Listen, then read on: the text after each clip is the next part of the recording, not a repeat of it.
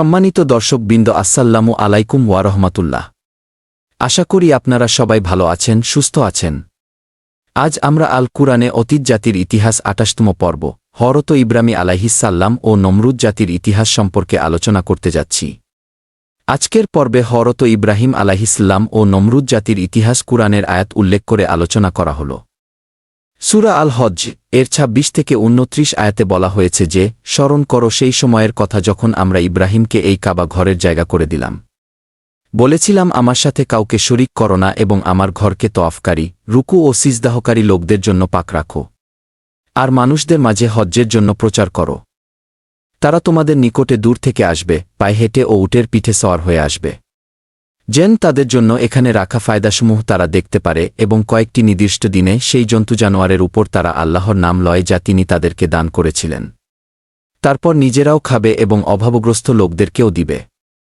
পরে তারা নিজেদের খারাপ কালিমা দূর করবে এবং নিজেদের মানতসমূহ পূরণ করবে ও এ প্রাচীনতম ঘরের তওয়াফ করবে।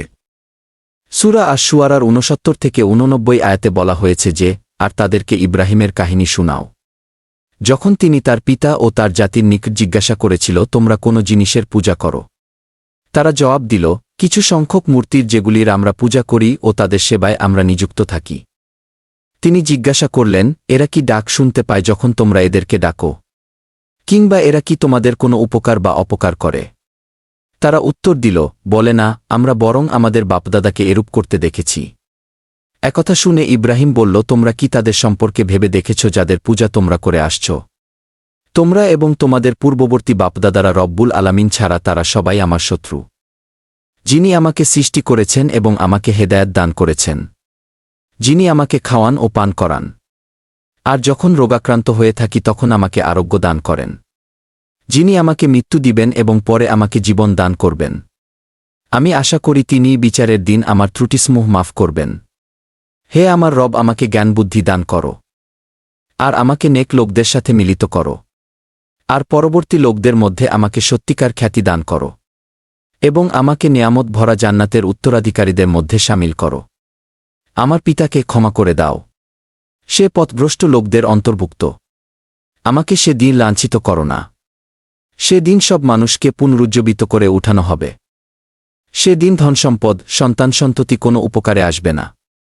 কেবল সে ব্যক্তি উপযুক্ত হবে যে প্রশান্ত অন্তর নিয়ে আল্লাহর দরবারে হাজির হবে। সূরা আল আনকাবুতের ১৬ থেকে ১৮ আয়াতে বলা হয়েছে যে, আর ইব্রাহিমকে পাঠাই যখন সে তার জাতির লোকদের বলে, আল্লাহর বন্দেগী করো এবং তাকে ভয় করো। এটা তোমাদের জন্য উত্তম যদি তোমরা জানো ও বুঝো।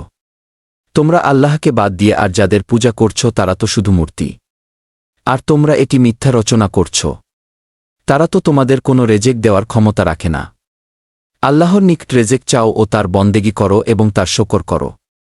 তোমাদেরকে তার নিকট ফিরে যেতে হবে। আর যদি তোমরা অমান্য করো তাহলে তোমাদের পূর্বে বহু জাতি অমান্য করেছে, আর রাসূলের উপর স্পষ্টভাবে পয়গাম পৌঁছিয়ে দেওয়া ছাড়া আর কোনো দায়িত্ব নাই।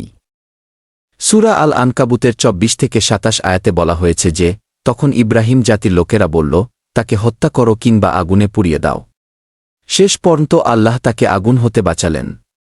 নিশ্চয়ই এতে ঈমানদারদের জন্য নিদর্শন রয়েছে। তিনি আরও বললেন, তোমরা দুনিয়ার জীবনে আল্লাহকে বাদ দিয়ে মূর্তিগুলিকে নিজেদের ভালোবাসার উপায় বানিয়ে নিয়েছ।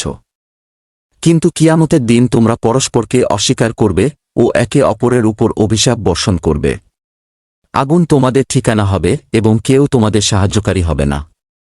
তখন লূত তাকে মেনে নিল। ইব্রাহিম বললেন, আমি আমার রবের দিকে হিজরত করছি, নিশ্চয় তিনি মহাশক্তিশালী ও মহাজ্ঞানী। আমি তাকে দান করলাম ইসহাক ও ইয়াকুবকে। তার বংশধরদের মধ্যে নবুয়াত ও কিতাব রাখলাম এবং দুনিয়ায় তাকে পুরস্কৃত করলাম। পরকালে সৎকর্মশীল লোকদের মধ্যে গণ্য হবে। সূরা আল আনকাবুতের ৩১ ও ৩২ আয়াতে বলা হয়েছে যে, যখন আমারও প্রেরিত ফেরেশতারা সুসংবাদ নিয়ে ইব্রাহিমের নিকট আসল তখন তারা বলল, আমরা এই জনপদের অধিবাসীদের ধ্বংস করে দিব। তারা বড়ই জালেম। তিনি বললেন, সেখানে লূত আছে। তারা বলল, আমরা ভালোভাবেই জানি সেখানে কে কে আছে। আমরা অবশ্যই তাকে ও তার পরিবারবর্গকে রক্ষা করব, তবে তার স্ত্রী ছাড়া। সে ধ্বংসপ্রাপ্তদের অন্তর্ভুক্ত হবে। আজকের ভিডিও এই পর্যন্তই শেষ। ভিডিওটি শুনতে কেমন লেগেছে তা কমেন্টে লেখার অনুরোধ করছি। ভিডিওটি শুনতে ভালো লাগলে সবাইকে ভিডিওটি শেয়ার ও সাবস্ক্রিপশন করার অনুরোধ রইল। আজকের পর্বে হযরত ইব্রাহিম আলাইহিসসালাম ও নমরুদ জাতির পরিচিতি ইতিহাস আলোচনা করা হল। আগামী পর্বে বাকি ইতিহাস আলোচনা করা হবে ইনশাআল্লাহ।